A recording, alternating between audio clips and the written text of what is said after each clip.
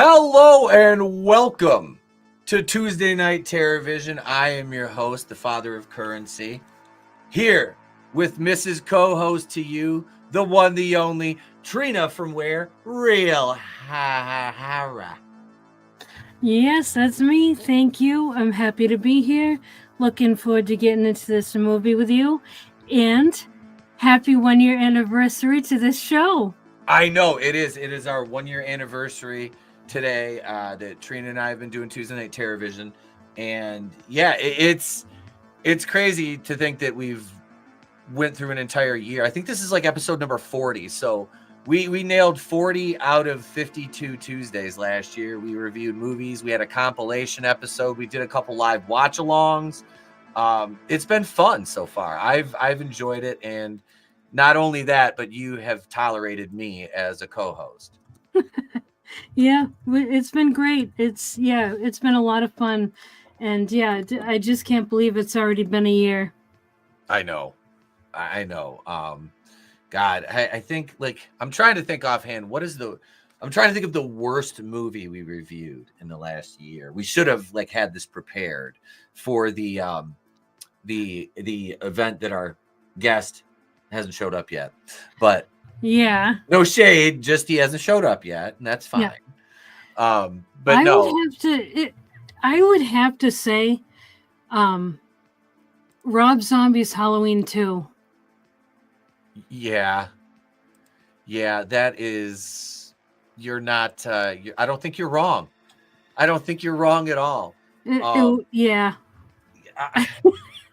That even fucking Madman was better than that. Yeah. Even In a Violent Nature was better than that. Yeah. I mean, God, and poor Blake. Poor Blake. Blake sat for 4.5 hours with us. His first appearance on the show, and reviewed both of those dumpster fires. Mm-hmm. Yeah. He's a fucking Iron Man. He's an Iron Man. It's crazy. That was his introduction into the fold. Being our guest. Like, here, this is what we're reviewing. Like baptism by fire. Yep. Hi, Sherry. How you doing? Tommy, manliness, feel better soon, brother. Manliness a little bit under the weather. Like I said, feel better soon, homie. Yeah, if you guys aren't aware, we now are on Twitch as well, and you can follow us over there, as I'll be doing gaming bathtub streams very soon. No, I'm not Belle Daphne. I'm just kidding. Plus, nobody's paying for that. Maybe some weird Albanians. You never know. You really never know. There's a fetish for everything, and I mean, somebody might want a big nose bald Jew. What is it? What is that law about the thing where, like, if you can think of it, there's Rule 34? Yes, that one. That's right off the top of my head. Rule 34. Yep. If you can think of it, there's a prawn for it. Yeah, that's basically the way it shakes out. God. So I'm trying to think here. Probably what would you say one of the best? I'd say we could go top 3 movies we reviewed in the last year. I'm going to throw one out there right now, right off the top of my head. Fucking Longlegs. I really loved that one. That movie got so much hate. It did. It got so. What were we talking about? Was it Imaginary? Remember Imaginary? Yes, Imaginary. We loved that. Both of us loved that movie. Yep. And everybody's like, that movie sucks. All the big reviewers like, this is shit. Yeah. That's why I messaged you. I'm like, am I tripping? Are we in the wrong here? I was just thinking about that over the weekend. I was thinking about Imaginary, and because it's been kind of in the back of my mind ever since. I'm like, I can't understand why we like this movie so much, but everyone else seems to hate it. Like, what did we get wrong here? I don't know, but I loved it. Sherry. Or innocent mind, I just Googled Rule 34. Yeah. Yeah. We should have put a warning. Don't hit images. That'd be great. You're screen sharing it. What's rule 34? Oh, Jesus. Why, Lord? I was showing a trailer for a movie, and we were streaming it, and I didn't realize the trailer was on YouTube. I was like, oh shit, tits! No, stop! Yeah. Yeah, and I accidentally left tits in one of my videos. I had to take that out. It was of course, it was fucking Malibu Express, the Andy Sedaris movie. I'm watching the video. I'm like, oh God. I'm like, I got to go back and re-edit the scene. I forgot the censor bar here. Oh my God. It reminds me of the time when Wes Moody used to do his trekking on Tuesdays, but he used to do, we called it Family Prawn Night because he used to edit the prawn parodies. Yep. And he always used to forget to edit. Like I think he got a little too distracted, so he would leave some part of it in. And yeah, one time there was a lot of stuff on the side of the screen, and it was like, whoops.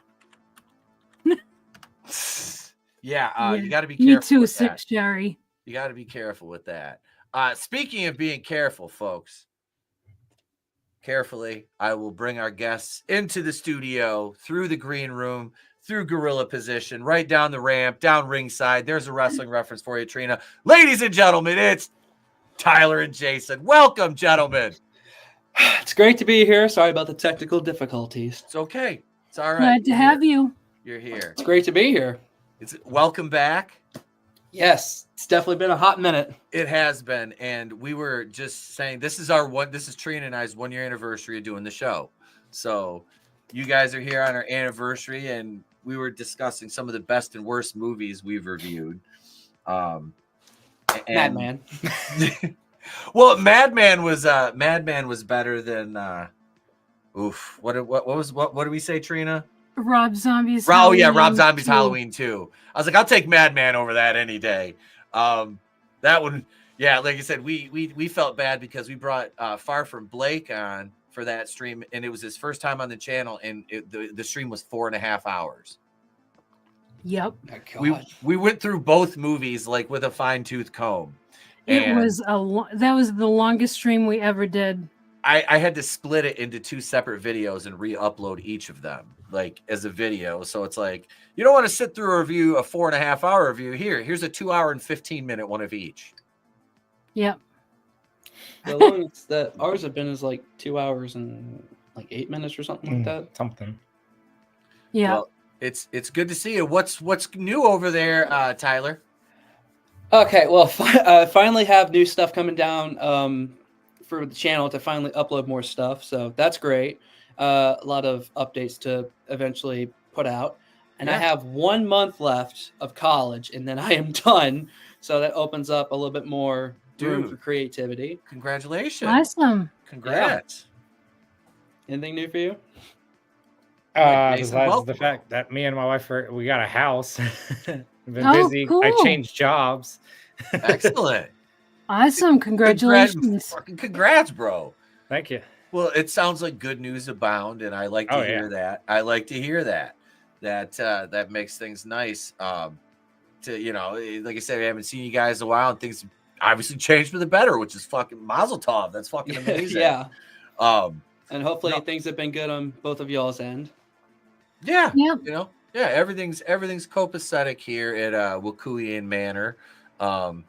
We've got the roof still here, and the fucking security wall hasn't been breached by zombies yet, so we're good. We're good. Everybody's got to have an 8-foot security wall. I wish I had one of those. I wanted to build a fucking huge fence around the property, and the wife's like, we can't do that. It's like, why? She's like, we have neighbors. I'm like, we don't have any property association laws here. Let's do it. Concrete wall, steel reinforced with electric fences. I'm like, I want this motherfucker to be locked down like Guantanamo Bay. All right. I'm like, I want fucking gates at the driveway. She's like, that's a bit excessive. I'm like, no, it isn't. We're fortifying. God damn it. We're fortifying. Trust me, one day when the smash and stab start, you'll thank me for this construction that we had to take out a fucking 2 liens on the house to build. But don't worry about it. It's fine. We're all fine. At least we're safe. Now, if I can build that widow's walk off the fucking front of the house, that'll be it'd turn out like the one on Family Guy where it was built with like duct tape and fucking Lincoln logs. Hey, Lois, walk out here. No, I got back into the wrestling business. Back in November, I started training in the ring again, got back into lifting, put on about 30 pounds, and decided I'm going to wrestle again. So I wrestled my first match in January, worked some commentary in February, March, I wrestled again. And I've got 2 shows this month. I'm doing color and managing on the 12th, and then I'm wrestling on the 26th. And I hit the ring usually on Wednesdays and sometimes Saturday nights too, just to train. So, yeah, that's wow. Yep, it's ambitious. Yeah, it's been fun, man. It's been fun. And my return match, I actually came out wearing my custom fucking hockey mask that I ended up making. You can't really see it too well in that picture. I'll send you a couple shots because I went through and my buddy does props, so he showed me how to make it weathered with like the mustard and the paint and all that. You know, Yeah. how you layer it. So yeah, dude, I weathered it and it's got battle damage on it. It looks pretty rad. But I only wore it once because I went back to kind of like my old. I was gonna do like a complete like gimmick change in my first match. Like a minute before I came through the curtain, I changed. I'm like, no, call me Pete Daddy Dollar. I'm like, I can't do it. But I still wore the hockey mask down, but I wore all the old gear and I've kind of changed it all up now. So, but yeah, that's fun. And Trina loves hearing about wrestling, but oh yeah. There's an angry wall of text on my phone. God damn it. You have not lost your touch at all in the last year, but it is time to get into this review of April Fool's. April Fool's Day. Get ready to party till you drop.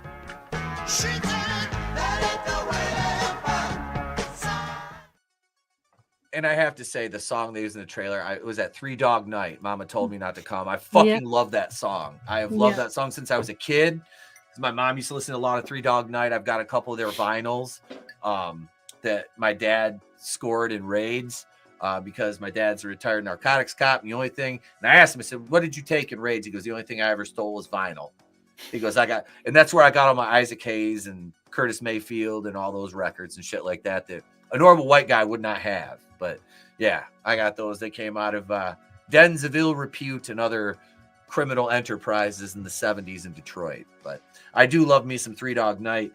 And this movie, I didn't realize that, number one, this was a Paramount release, and number two, it dropped the same year as fucking Jason Lives, 1986. What the fuck? Like, Paramount released both these movies in the same year. I want to look up the release date. This one came out, it wasn't released on April 1st. What was the release date? Let's see. Hang on. Was it May? They released it on, wait, no, hang on. Let me see. Where the fuck was this at? Let me see. 1986. Just show me the damn release date. Mecca like a high. Mecca, God, I hate you. Why, Lord? There we go, right there. Wikipedia. Let's see. Release date, March 27th, 1986. Okay. So release that March 27th. Now, let's see. Jason Goes to Hell. Not Jason Goes to Hell. Fuck Jason Lives. Jesus Christ, help me, Rhonda. We're real professional here. It's April Fool's, folks. Real professional. Don't worry about it. Okay, so that was released on August 1st, 1986. So they released this one before Jason Lives. This one made what was around 13 million. Let's see, I keep saying that. Fuck, kill me. Just fucking kill me. Jason Lives, Friday the 13th Part 6, made 19.5 million, and April Fool's Day, I think it was like 13. Yeah, 13 million. Friday the 13th Part 6 had a $3 million budget. This actually had a $2 million higher budget. But Wow. What? yeah, it had $2 million more to the budget and made $6 million less than Part 6. Frank Mancuso did executive produce on April Fool's Day, but I didn't really see anybody else. I thought the one guy that played Rob was in Friday the 13th, but he wasn't. Like I said, that was the guy that played the male stripper that kept sleeping through class in summer school, Larry. And you've seen that movie, right? Summer School? Yeah. Okay. Yeah. I was explaining it to Trina earlier. She's like, is it horror? I'm like, no, the only horror aspect are Chainsaw and Dave, who are like fucking horror freaks. And I love those two when I saw that movie as a kid. Like, and then like I just bought it recently for like $3 or $4 at Walmart. But this movie has nice a little good steal. cast. Yeah, oh, absolutely. Yeah, the cast was like really stacked. We had what was her name? Is it Amy? Amy Steele from Friday. Amy Steele from Friday 2. We had Ken Olant from Leprechaun, and something else, I'm sure. The guy from Biff from Back to the Future. Biff, yeah. Thomas F. Wilson, Biff. And throughout my review, I just referred to him as Biff. I'm like, I don't care what your character's name is, Art or Arthur or Artie. I'm like, you're fucking Biff Tannen to me forever. Like, you will always be Biff. It's literally the first thing I noticed when we started watching. I'm like, that's Biff. Yeah. I noticed Ken Olant right away because of Leprechaun. So I was like, oh, he's in this? Still never seen that. I noticed Amy Steele. Right away. Yeah. Deborah Foreman, too, who's been in a plethora. She was in one of my favorite off-key vampire movies, Sundown, the Vampire in Retreat. She's a hot blonde. She played a hot vampire in that damn movie. But that's Bruce Campbell's in that. If you've never seen it, I recommend it. It's a Western, like Emmett Walsh is in it. One of my favorite like character actors of all time. The little old man. What's the name of it? Sundown, the Vampire in Retreat. I think David Carradine. Yeah, David Carradine's in it. He plays the main.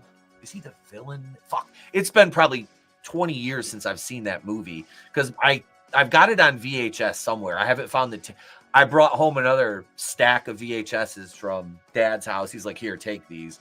And I mean, I have Super Bowls dating back to 1987 now.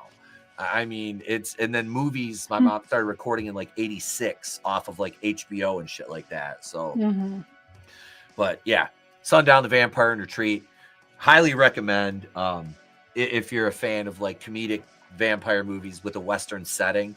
Well, you said it's got Bruce Campbell in it, so that seals it for me. You're sold right there. She's like, you had me at Bruce Campbell. Yep. I watched. Bruce Campbell is the reason that I watched Maniac Cop. He was in Maniac Cop, right? Yes, yeah, for like 1 second at the end. Yep. And then he was a bigger character in the second one, I believe. Yep. Yeah. Yep. Yeah, that was he didn't have like a comedic role in that one. No, he was being way too serious. Yeah. And Bruce Campbell's the reason why I enjoyed Burn Notice so much. See, I never watched that show. I never watched Burn Notice. I liked it. God damn it, manliness. Mama told me not to come. Pee Wee Herman at the theater.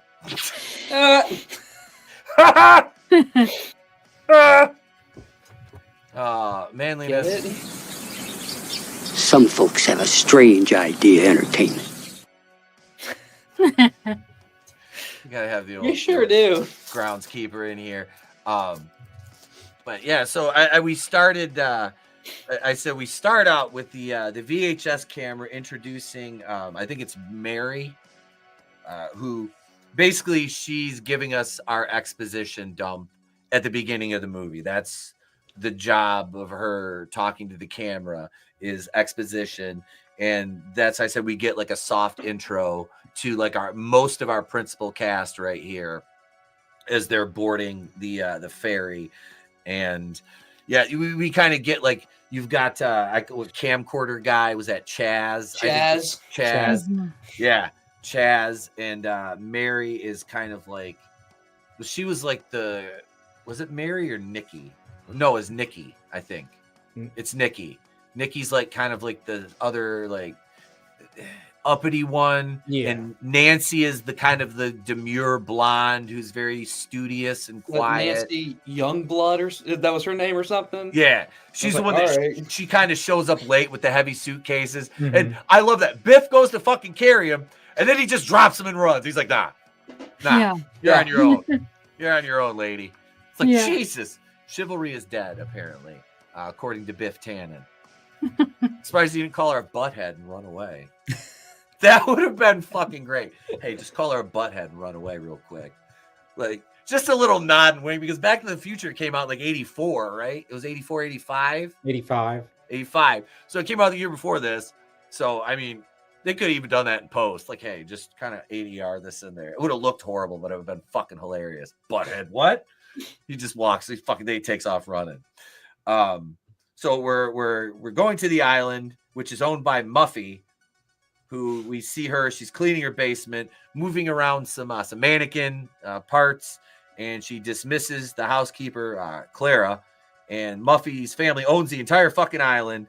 And you see, we get that montage of her remembering her past birthdays as she's winding that Jack in the Box, which that thing comes into play later on in the movie. We see it again. But she finds this in the basement, and she sees, like, when it pops, it's like a monster looking, like, little puppet that pops out of it. Looks like a boglin, like a little miniature boglin. Oh, the boglins. I forgot about those little shits. I have one in the top of the closet over there. Yeah. That's awesome. Cool. Who is it? Secret Galaxy did a video about the boglins. He's like a toy channel, and like 80s retro stuff. You're familiar with them? Yeah, he did a video on them like maybe last year. I was like, oh shit, boglins. It was just kind of cool. I was like, you don't hear them mentioned much in the grand scheme of retro toys. But so we're still waiting for our ferry to the island, and it arrives. I said we get our archetype captain, who is all gruff and garsh, and all gruffy with the kids, these damn kids. And he said, I don't get paid overtime. It's Friday. It's the last run, damn it. So our two last-minute guests arrive, and that is Rob and Harvey, but you can call me Hal. I'm Harvey, but you can call me Hal. Remember that the kind of redneckish guy, I guess. He would be. Yeah. But so Rob is Ginny's. I keep calling her Ginny. I'm just gonna call her Ginny. What the fuck was her? Kit. I think her name was Kit. Yeah, Kit. Amy Steele's character. Yeah, Amy Steele's character. I again in my writings, I just referred to her. I hate the names. Yeah, I'm like, Kit doesn't suit her. I'm like, you're still Ginny. That's your name. You're Ginny. You didn't die in Friday the 13th Part 2.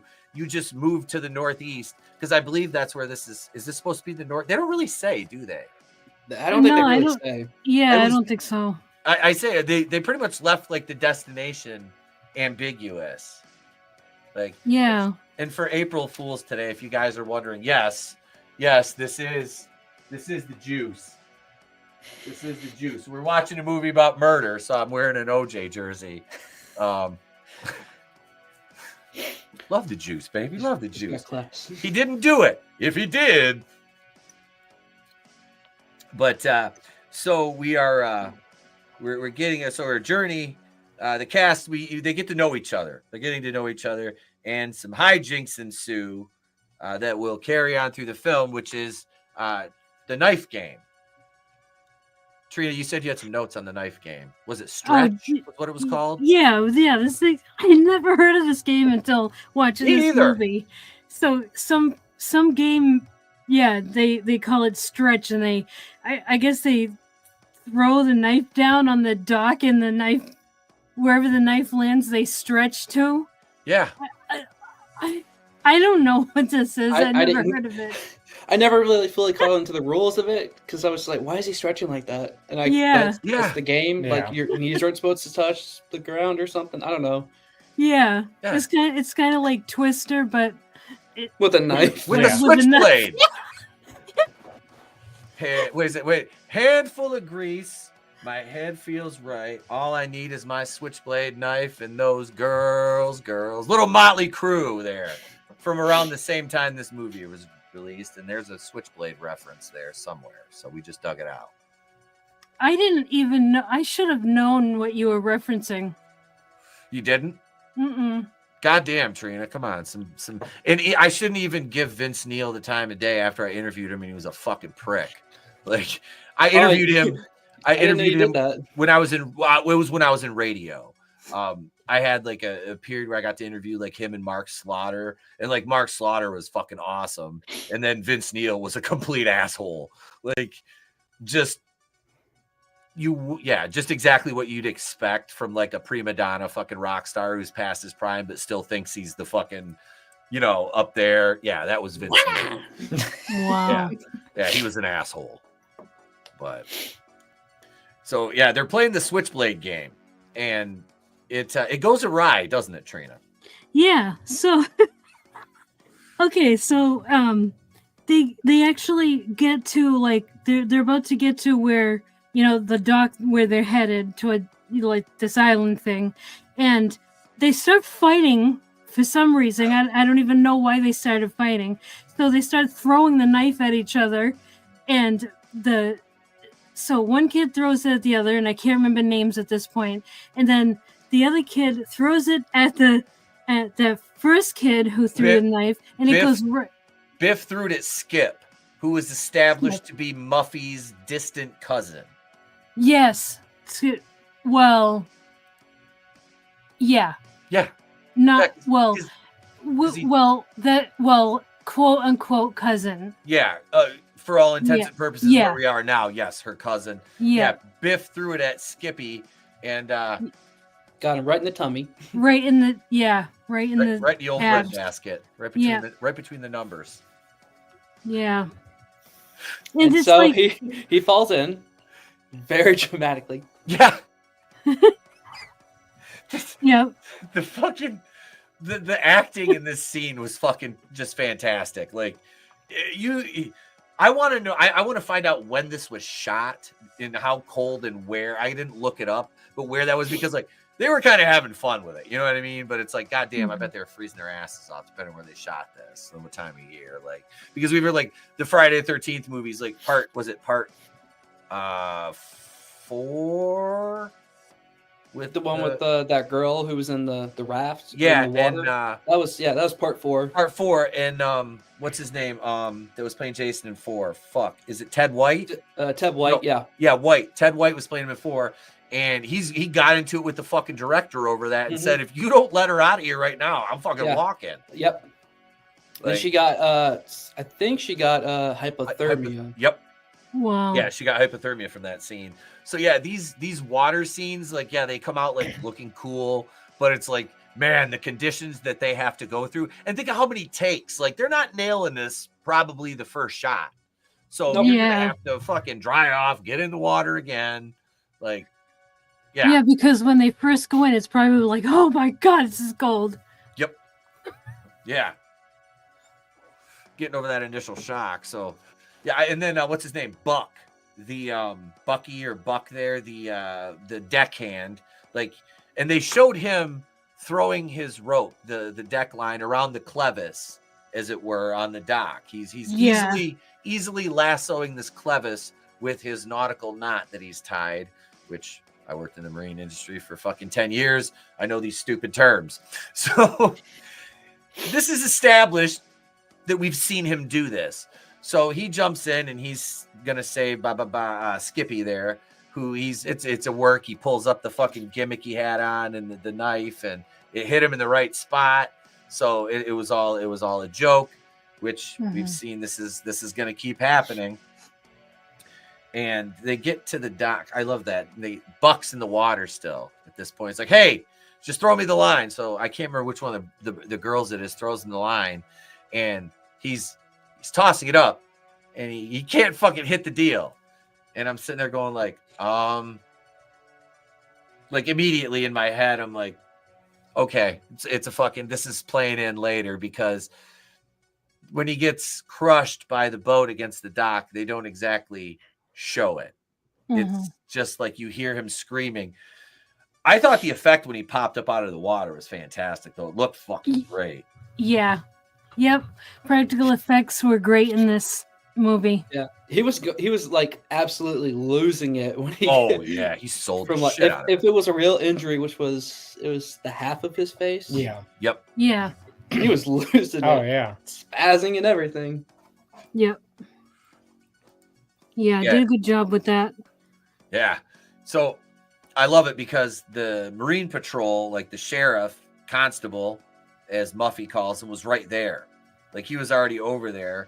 And he comes over and immediately the captain and Buck jump in his boat and fucking take off because that's quicker. And Buck is just screaming just screaming bloody murder the entire way until they're like out of earshot. Like you can hear him just screaming. And the constable is worried. You know, he's like, what the heck? You know, what, I want you guys to stay here.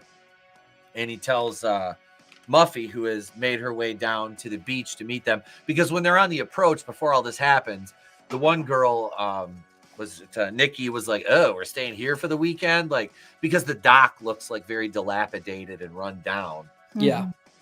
So she's kind of like, eh. So the sheriff, he takes off. He tells Muffy, I need your boat. She tells him the keys are under the cushion. So he gets in their boat and takes off, and everybody gets in the cars. The mood's kind of somber now. You know, Skip is blaming himself for this. And yeah, so it's a little bit of a downer, but they get to the mansion. I said they arrive at Muffy's mansion and they're fawning over the view, which this place is gorgeous. Like I'm not gonna undersell it. Like it's again, I want to know where this is because the setting, the water view, everything is fucking beautiful. Yeah, it's beautiful. It was, yeah. I want to say this is probably in the north, like Maine or something like that. That's kind of what it looks like. I have no idea. I probably like around the same area where they filmed Friday the 13th. It could have been, but they did some. All right, I'm looking it up now. Filming. Ha! After considering shooting at Martha's Vineyard, Massachusetts, and Seattle, Washington, producer Mancuso decided to shoot the film on Vancouver Island in Victoria, British Columbia. Okay. So it was Canada. I was wrong. Okay. Fucking Vancouver, where they filmed Batwoman.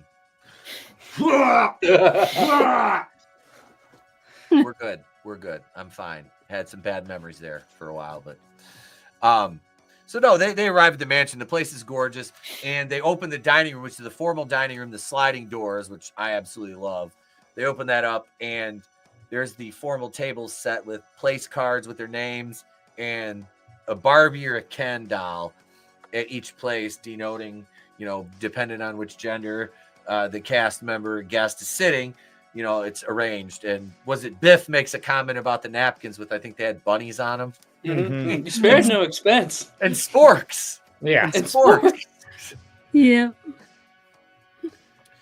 So let's see. So the next scene really is that's of any consequence. We go into the kitchen, and the girls then are taking the sex quiz. We have, what is it, Nikki, Muffy, and I think it's Ginny, Kit. I'm just going to call her Ginny. We all know she's Ginny. Yep. We'll understand. So Ginny and them are in the kitchen taking the sex quiz, and you could see that was kind of a funny scene. It was they mixed it up like this is like they call it a horror dark comedy, and yeah, they mixed things up really well.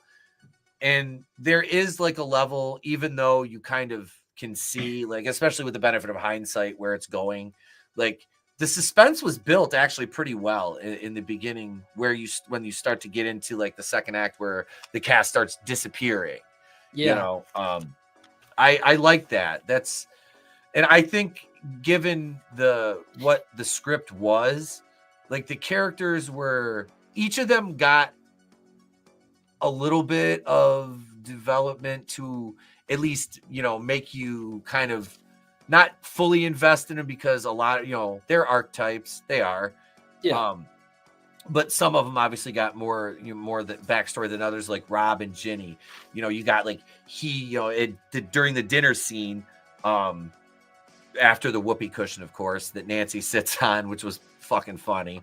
And also the chair, the breakaway or the fold chair, or whatever it was. It's like I described it as a collapsible chair that Biff sits in and then takes a quarter roll to the back out of the chair. As the chair fixes itself. Yeah. To this day, I don't know if I've seen any of those, but I'm sure. I've never seen that, but that's fucking clever as hell, and I like it. I like it. But it comes out that Rob didn't get accepted to medical school.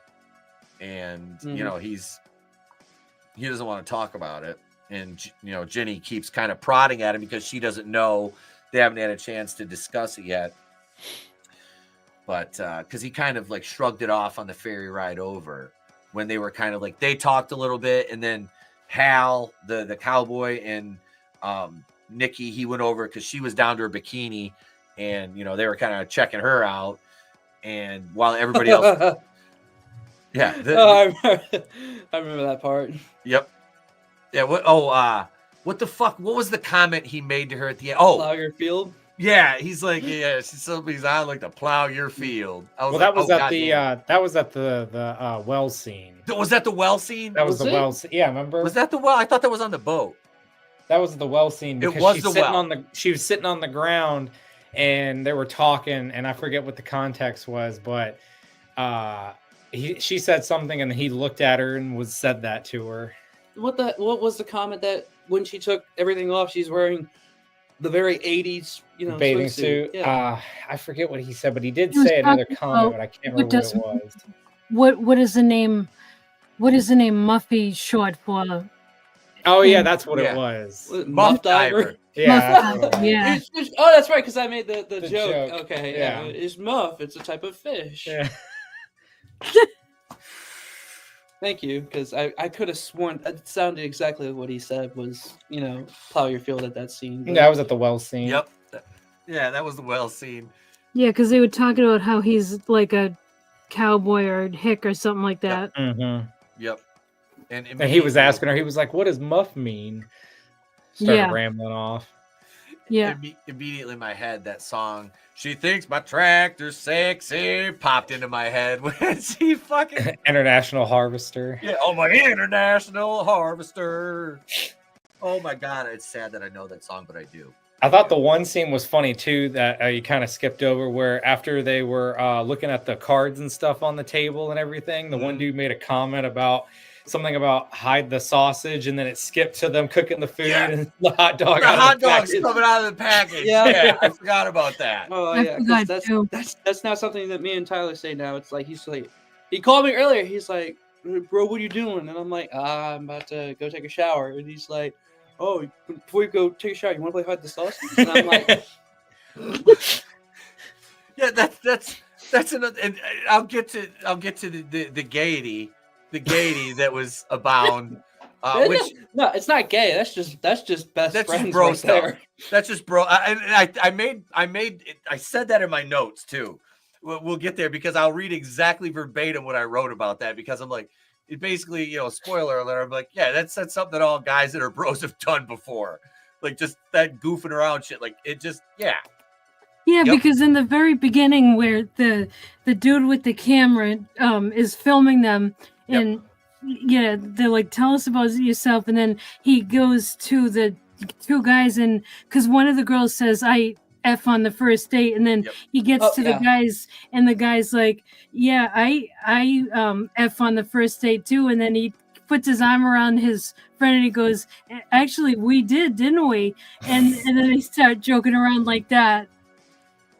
And and they do that we got a few more, like a couple more times. They joke like that. Yep. If it doesn't work out with chicks, they get each other. Always. No, we don't joke like that. I was gonna say they just get drunk and act on it, but yeah, it's okay. But that's what college is for. Yeah, that's what college is for. Women, they go through their phase in college and they're like, okay, I gotta have a family. Scissoring's not gonna get it done. It's not gonna happen. I don't know. Should I play the Helen Keller gif right now? I don't know. No, let's just go. Okay. So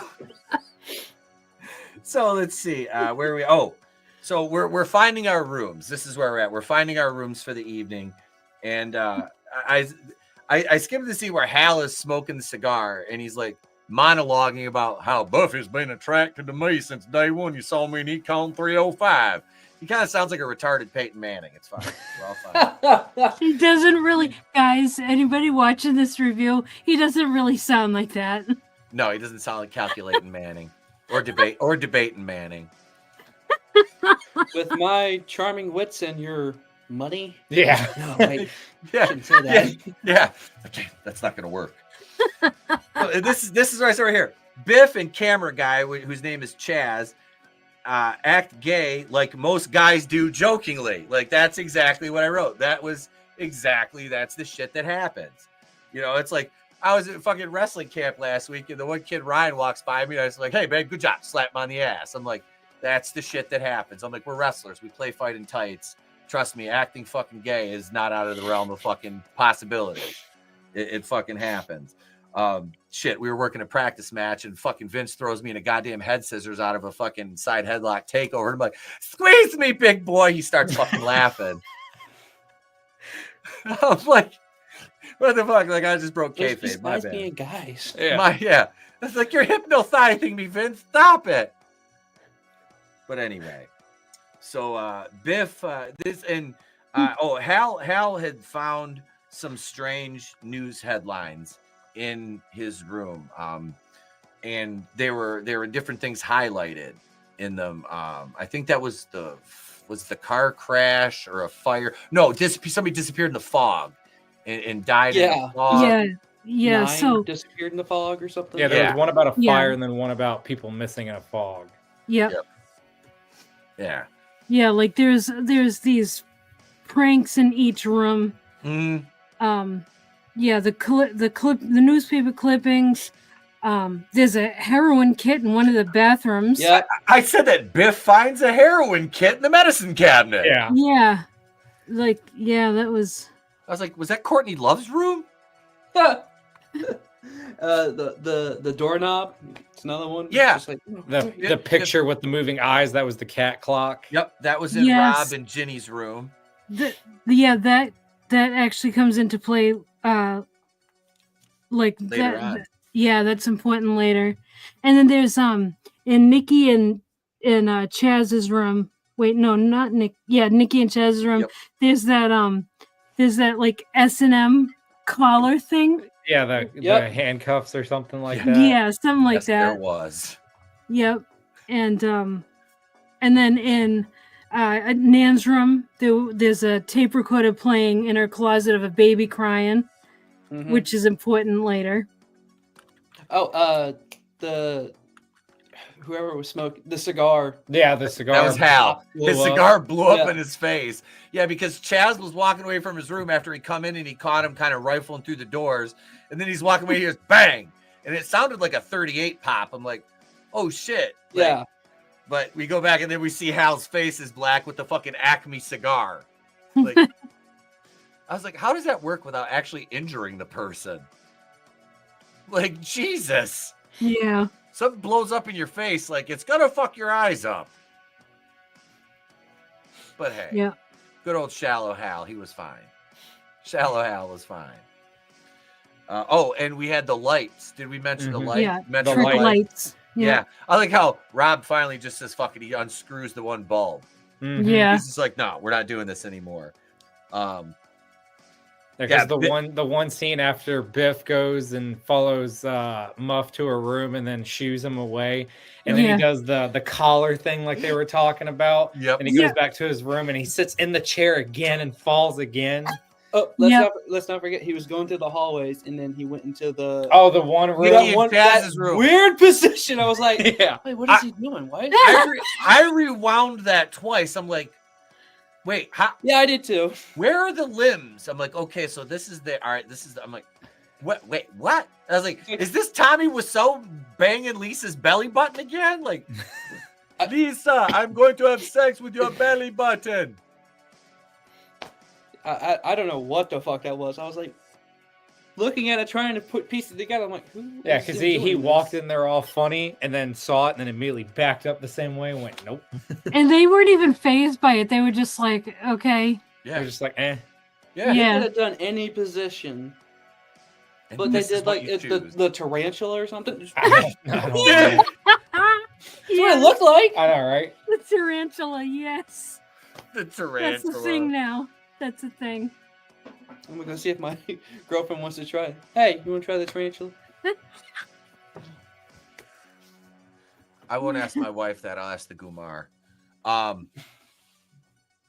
That's let's see. So we go to let's see. So this is where we go outside and Skippy. Yep. He's just been outside, he's moping. drunk. He's outside stumbling around, and he makes his way down to the dock. And what the fuck does he cut off? And is he? We were trying to figure out what kind of plant that was too. I was like, is that weed? It's like there's no Because way. he's like I was sniffing. like, it wouldn't grow that close to the. I don't know because it's down by the water. I mean, I don't know. I don't know what it was. I think it would get over saturated with moisture and be moldy at that point. And then even then, you wouldn't take the leaves. You'd be looking for buds. What's up, Ariel O'Neill Ballet? Good to see you. Thank you for joining us. Only if they want to call me daddy. That's fine. I don't require that. That's not a requisite. Pete is fine. All I noticed was the profile picture. I was like, hey, wait a minute. Wait, I got my swerve. Somebody race swapped Swerve Strickland from AEW because our facial features are oddly similar, and that's basically my face on Swerve. So they've race swapped me. They've race swapped me. Was that you in your prime? Yeah. I was a young black man 7 years ago, and this is what being a stay-at-home father has done to me. Learn your lesson, kids. I'm white. Yeah. Yep, turned you white. There's a joke to be made there, but that's for Patreon. You got to pay for those. You got to pay for those jokes. We can't do that live. And maybe later during my Twitch gaming bathtub stream, we'll talk. I'm trying to make money here, folks. Pay me to keep my clothes on and stay out of the tub. It'll work. My people are notoriously drawn to money. Let's see. So Skip's exploring the pool house, and he goes inside with whatever plant he has in his hand. And he's scared by a cat who somehow got their way in there. The old cat jump scare in the horror movie. And then we see him kind of get grabbed from behind. And they did, like I said, it was a tense scene. Yeah. It really was. Mhm. And it worked because at first you're like, wait, what? You know, it's like, holy shit. So it just got serious, you know? So it was nice. And let's see where we're at here. See. Oh, yeah. The next morning, they are, what are we doing here? We're out. They're playing soccer. They're just out playing a rousing game of soccer. And then they're like, hey, has anybody seen Skip? And they're like, not since last night. We haven't seen him. We haven't seen Skippy. And okay, so yeah, and then in the kitchen we see Muffy, and she's making breakfast, and she, like, her hair's all a mess, and she's in like her nightgown or robe or whatever, and she's like all wigged out and acting weird, and she's like, oh, I forgot to get dressed and everything, and she like rushes past Biff. I guess we're calling him Biff. And he's like, I wonder who made her night. Yeah, clearly something's up with her. Yeah, because they go down to the same boat dock, and because that dude was moping again about the whole school thing, so they go down to the dock, and she puts the towel down, and they're about to do stuff. Well, then that's when they see the body underneath float, and then that's when they come back up and go, has anybody seen him? Yeah. What a good group of friends to just let their friend go, just be outside. Yeah, all night, drunk and moping. Yeah, I love that. They're and Rob, he's got the towel. He's like, in the pool house. Like, I'm like, oh, a little Rob, a little effeminate already. But Yeah, and no, then I don't know if you saw it or not. You might have saw it, but like as soon as that happens, she straight just grabs his junk. I before saw they that. started kissing, and I was like, wait, did what? she just grab that dude's junk? Amy! you go, Amy Steele. She's like, I'm going for it. She just got a handful. She's like, fuck it, I'm doing it. I don't care. She's like, this wasn't a Weinstein movie, so no, she was like, nah, look, I'm doing this. Muff vocation, okay. Okay, so Steve's got we need. That's Okay, the so slam version on of Tommy's stuff. streams, we got a drive-by comment of the night, and Stig's got it. When a woman, I'm not reading that out loud. You do it. When a woman sits on your face, you can die from muffication. I feel like T-shirt. I feel like that's a t-shirt. And I also feel like, what is it? Mads Mikkelsen in Rogue One. It's a peaceful life. I It's like- love Mads Mikkelsen. It's I've seen, it's like, hey, look, that's the kind of death I'd pay for, to the tune of about $500 an hour in a hotel room. I'm not a Carradine, but I'm just saying, it's a noble death. It's a very noble death. That's the way to go, right there.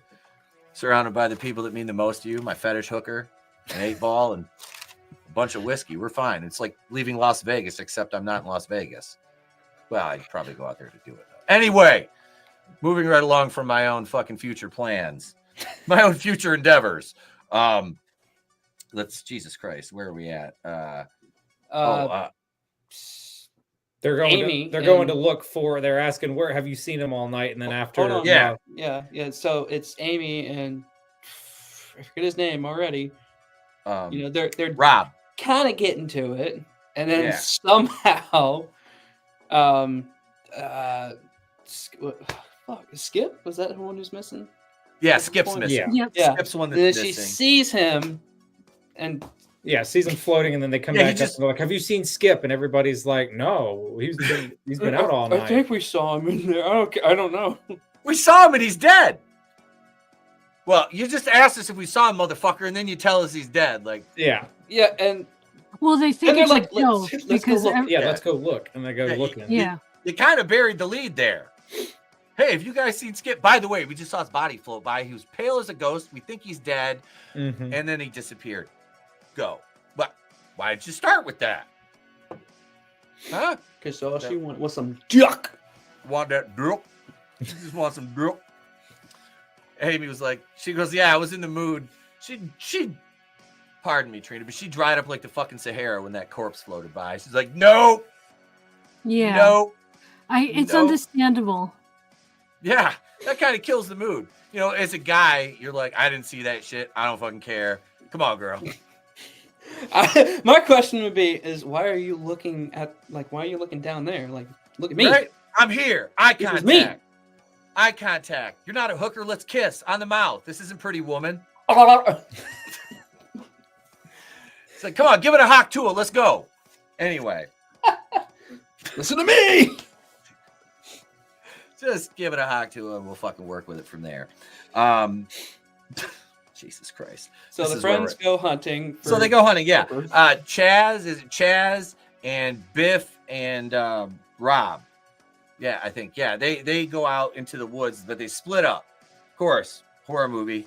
Let's fucking split up. So Biff armed himself, though. He had like a oar or something. He Yeah, grabbed off- something like that. something like that. He grabbed off a the sharp oar or something. yeah. So he grabbed that and he's searching alone in the woods, and we keep going back to the fucking snake. We see the snake. He goes towards the snake. He moves away from the snake. He goes towards the snake, and the snake's like, motherfucker, I'm gonna bite you. And all of a sudden, he Friday the 13th and Yeah, ankle It's a snare very trap. Friday the 13th scene right there. Oh, absolutely. Absolutely. He's swinging around and the snake is snapping at him and just out of reach. And then you see the boots approach and kick the fucking snake out of the way. And you get that look on his face. He's like, it was just it was Friday the 13th in that scene. It was like, oh, this is the fucking scene right here where Terry leaves old boy hanging. I mean, she should have. He shot her in the ass with a fucking slingshot. And, Biff is in much the same precarious situation here. But, yeah, so now Biff is he's off the table. Nancy. This is where they cut to Nancy here, and she's like sitting in the garden on that bench, and she's like kind of crying. Yeah, because of the tape recorder thing. Yeah. Which, and then she sees, is it Muffy? Muffy, yeah. Yeah, I hate that name. I know. But, I know. yeah. It's awful. Yeah, Just she confronts Muffy about the tape. She's like, "How did you know? How did you know?" And it's not explicitly told at this point, but we get the idea that some, like the tape of the crying baby in the closet is personal for Nan. Yeah. Mm-hmm. Left open to the viewer's imagination. I was like, well, I don't know if it's supposed to like mean like bad childhood, or she's afraid of babies crying, or something. Maybe she had a baby or something. I don't know. Mm-hmm. Yeah, she, we don't know. Because she went up point. to confront her, and Muffy's like, "I don't even know what you're talking about." What you're talking about. Yeah. She's like, "Would you like some tea? Would you like some tea?" Oh yeah, I didn't know what everybody wanted, so I got it all. I told Tyler, I said, "Hey, when your grandpa passes away, I just want to look at you and go, hey, I know you're having a rough time. You want some tea? You want some tea? You want some tea?" Tea and scones. It's the finer things club. Tea and crumpets. Tea and crumpets. Make sure you have that pinky up when you're drinking that. You gotta sip that tea with the pinky up. No, SpongeBob. No. When they realize Biff is gone, they attempt to phone the police on the mainland. They're gonna try to call the constable, and this is Muffy and Ginny try to make tea, and then the faucet doesn't work. The water shoots out some fucking gunk or something. Yeah, it's like brown fucking. It looks. Yeah, it looks kind of looked like shredded up like body parts. It looks like the water in Flint, Michigan, basically. Yeah, pretty much. It is what it is. Yeah. So, these characters' names are not sticking. So no, it was difficult because they didn't really do a good job establishing the names in the beginning. Yeah, I had to keep looking up the cast on my phone while I'm watching the movie. Mm-hmm. Yeah, I had an IMDb tab open. Yeah. For most of the movie. It's those two that go off because there's no water, so they're like, hey, let's go to the well. Yeah, let's go to the well. Oh, Hal and Nikki. Yeah, Hal and Nikki. Yep. Yes. Yeah, he's like, I'm gonna get it, and then he drops the fucking bucket, and she's making fun of him for dropping the bucket, and she leans up, look at the bucket, and drops the fucking flashlight. Yeah. Whoops. Yeah, and then they talk, and then that's when he goes, "I'm gonna plow your field." I'm gonna plow your field. Yeah. Bro, what? Yep. He's trying to like make sexy talk the entire time. He's like, "I'm gonna get down this well and get you some water." And she's like, "I'm not impressed." Oh, I dropped the bucket. Can I see the light? Whoops. Whoops. I thought at that point she dropped the flashlight. They're gonna be like, all right, let's just fuck. Like I was like, I thought so too. I was like, oh no. This is the next logical progression. Like just hook if she up dropped the point. flashlight, she goes 1 hour even. Yeah. It's like, hey, stepbrother, I'm stuck in the well. I was waiting for it. So to prove that she has lady balls, she goes down there. Mm-hmm. Mind you, I like the fact that he waited until her head was right there at his dick. He said, "Oh, I want to plow your field." That's not when he said it. Yeah, it was. No, it wasn't. Yeah, it was. No, she was sitting on the ground when he said it. Well, he said something else when her head was right there at his Something. dick. I don't remember what he I was said. like, why would you say that right there? Who's in charge of this thing? Yeah, I know, right? So, anyways, she goes down there. By the way, before she even went down there and they showed that water, I was gross like, looking anyway. "Ugh, I don't want that. I'd rather fucking just be thirsty. Yeah. I don't want to drink that. Oh. Yeah. And when she falls into the water, because one of the rungs that's on the side of the well fucking breaks. Yeah, all the fucking it's Biff's head that pops up first, and then I can't remember. It was Biff and was it Skip? Yeah, Skip's head, Skip. and then the one Nancy. Was it Nancy? Was it Youngblood? Yeah, it was. I think it was Nancy. Her body, like her whole body just fucking came body out. just floats up, and Nikki's like freaking out, and you see Hal's kind of slipping, but he pulls her up out of the fucking well, and you know they get out of there. It's like Jesus Christ. Oh, it's Buck. It was Buck. It was wait, no. They think it's happening. They're in the house, and they're like they think it's happening because of what happened to Buck. Like it's revenge for what happened to his face. And let's see, the sheriff calls them, and he's talking to Rob. Rob answers the phone, and Rob tells him what's happened, and the sheriff's like, it can't be Buck. I've been with him all day in the hospital. I've been by his side. So we got Biff, Skip, and Nancy dead now, and I said in kayfabe they're dead, only in kayfabe. What's up, witchy woman? Good to see you. Good to see you. Thank you. Make sure to subscribe to me and Trina.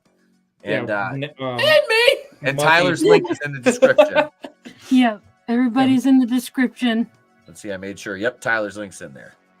Yeah, Muffy tried to give her some water. She's like, "Oh God, water!" Yeah. She's like, Yeah, she's Perrier like, or whatever. It's Perrier. Yeah. And then I was like, "Wait, where the fuck did you get that?" Yeah, where did that come from? If you Yeah. need water. Look at rich people. You know they got that rich ass water laying around somewhere. Fucking liars, man. Oh yeah. Hey, go fucking die in the well. I've got a case of Perrier right over here. Plebs. Yeah, and that's when the phone call stuff happened. Mhm. Yep. Yeah, that's when the sheriff calls, and then Muffy, she found Ginny was in the study, and she sees a picture of twins on the fucking desk, and she's like, and then Muffy comes in, and she's like, "It's my father's study," and her eyes are all bugging out of her fucking head. Yeah, because they Yeah. want to go Father's close study. and lock all the windows for safety. Yeah, at that point, I was like, bro, they just locked themselves inside Yeah. with the potential serial killer. Mhm. Like this is not a wise decision that you just made. Like this is a good stereotypical horror movie decision you just made. Wasn't that also the part where, like, I think she said, like, sometimes the ferry never even gets all the way up here. It never Yeah. makes it. Yeah. Or it Yeah. takes a while. It takes more than a night. Yeah, something like that. So Yeah, because where they did you call.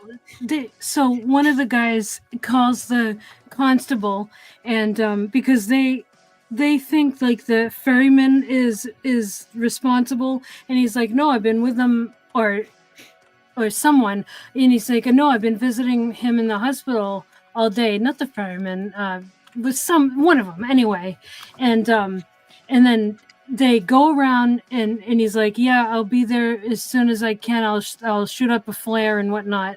And so, yeah, they go around, they decide to stay in, and they're locking up. And as they're locking up, the Muffy is like, yeah, sometimes, they don't even make it here. And if they do, they don't make it to the island, or like off, like from the boat to the island or something like that. And the way she says it is really creepy. Like tons of like bells are going off. Yeah. Yeah, especially too, just like how fast she went from how she looked to this. Like she just like Yeah, she looks like she's seen some or shit. hasn't slept in days. Like her eyes are Yeah. so dark. The Yeah. descent, That's the same woman? I'm like, something happened. What's wrong? the descent Yeah. into madness was steep and swift. Yeah. Yeah, bad batch, man. Let's see where are we here? So Hal goes to his room, and he's got a 38 in his bag. Which was unexpected, because he asked Muffy, where do you keep your guns? And she's like, we don't keep guns here. Yeah. And then he goes up and he grabs a gun out of his suitcase. Yep. Yeah. That's isn't that also the part where she goes in there and he tries to be like funny with her? Like he's like trying to cheer her up? Was that this? Hang on. Or did I just miss the whole damn thing? I don't know. Now I'm wondering if I missed it, because I know, don't I have it. I don't have anything. After Yeah. that, I said all the guests start revealing their like clue items that they discovered in their individual rooms. Yeah, Yeah. because Because the guy was like, it was nothing. It was just some stupid paper clippings. Yeah, they start. Yeah, Yep. yeah, and they're arguing with each other. Mm. And Yeah. Amy Steele's character, no, Nikki, she goes, well, I want to know how. No, it wasn't Amy Steele's character. It was another one. She's like, I want to know how Muffy knew about all this stuff. And then as she is saying that, Kit gets up and she's like, what is going on? What's happening with us? Remember we talked about friendship and then at this point Muffy walks up and she's like, I'll be in my room. And I think it was Harvey that said, well, I don't think you should be alone. And she's like, this is my house. I'll be in my room. Yeah. Yep. Yeah, she's like, we're supposed to stay together. We're not supposed to split up. We're not supposed to be alone. Yeah. Oh, we were friends. Yeah. I was waiting for him to sing the song from Miami Connection. Friends for eternity, honesty and loyalty. No, Miami Connection fans in the house. You guys need to watch. That went over my head. You guys need to watch that. You need to watch Miami Connection. It's fucking amazing. It'll change your life.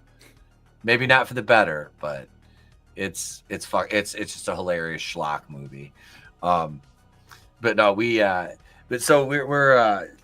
she's arguing, oh, we're supposed to be friends. Yeah, so they all split up, and Hal posts up on the stairs. So let's see. He's on the stairs with the gun small of his back. Nikki starts packing up all her shit, and she's arguing with Chaz because she's like, I'm gone. I'm out of here. Yeah. I'm out of here. I'm done. And Chaz is messing around, so he puts on one of the S&M headgear things. Bring out the gimp. Yeah, yeah. And so he's messing around. She is in absolutely no mood to mess around. And so he's laying on the bed. She leaves the room, and he's just like laying there. And then it like lingers for a second on him on the bed, and like at this point you expect someone to come in the room and like do something, but that doesn't happen. And then you see and he goes like, he's calling for his like, Nikki, come and get it. And then he's just like laying there, and then she comes back in the room and she's talking and she's putting like her shoes on and stuff. She's ready to go. She's had enough. And he's not responding. So she gets mad. She gets up and she moves his hand because she's like, because she thinks he's holding his package. Yeah. She just doing a silent thing like, touch it. Yeah, exactly. Yeah. And she moves his hand, and then we see like there's blood where his penis would be. No more pee-pee. He got stabbed in the throat. Yeah. Also, did anyone catch that line that he said when she left the room? Oh, I wish I could breathe in this thing. That mask, he's laying on the bed. He's like, I wish I could breathe, man. I thought he suffocated in it at first. I was like, wait, he's not responding. What's going on? Yeah, and then he moves his hand. I was like, oh my God. Yep. They took his baby maker. Another Friday the 13th death. A guy getting stabbed right in the throat. While wearing a gimp mask. Yeah. And then it's perfect. And then she takes a step back, and then we see like the closet door open, and we see a pair of men's feet, and you see like the look on her face, like she's about to get it. Yeah. Yeah, one of those things, another Friday the 13th thing where it's like, gotcha, but like, what happened? Yeah. It's like, wait, Yep. Yeah, like it. Whatever happens off screen, as far as we're concerned. Yeah, it's and that level of ambiguity adds something to it too. It's kind of neat, it works in context of the movie once we get to the finish. And Rob and Ginny are in the attic at this point playing flowers. They're playing flowers in the attic, and he says the sheriff tells them not to be alone with Muffy. And this is where they find all the placeholder dolls arranged in murder fashion, basically, of all their deaths. And they see that, and then you see through the window up there the flare, and you can hear it going off. from the approaching constable. And I said, then they scatter to search for their compatriots. And Ginny and Rob, at this point, they separate. Mhm. And they kind of realize they're alone. And they find Ginny goes into the bedroom, I think it was her, and she finds Chaz and Nikki, and they're basically all blood all over the floor in the bed. And Hal's hogtied and hung. Like, I was like, oh shit! Like this, he was a Carradine after all. Like, goddamn!